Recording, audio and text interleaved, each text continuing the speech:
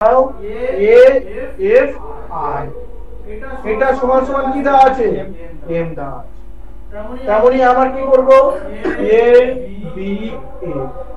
ভালো করে দেখো, এটা পুরো একটু বুঝতে হবে।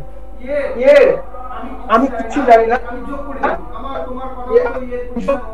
আমার তোমার কথা মতো এর পজিশন 1, এফ এর পজিশন 6, আই এর পজিশন 9, তাহলে 6 9 13 একে 14, তাহলে এম এর পজিশন তো 13 হলো কি, এম এর এমনি পজিশন তো 13, তাহলে আমার 14 সাথে 13 হলো, হ্যাঁ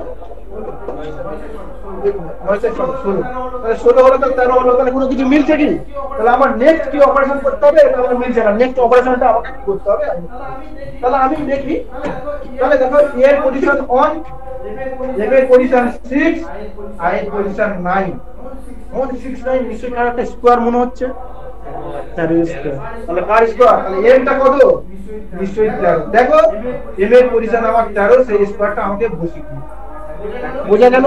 তাহলে নিশ্চয়ই কি হবে, সিমিলারলি a1 b2 তারপরে a1 b2, তাহলে নিশ্চয়ই আমার কি হবে, a কার স্কয়ার 11 স্কয়ার, তাহলে 11 স্কয়ার তাহলে 11 স্কয়ার হলে কি হবে, 11টা তাহলে কি হবে,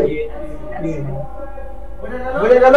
তাহলে অ্যানসারটা কি হলো, কি, যারা বুঝতে পেরেছো, অনলাইনে যারা আছে বুঝতে পেরেছো, হ্যাঁ কি না, বুঝেছি, বুঝতে পেরেছি।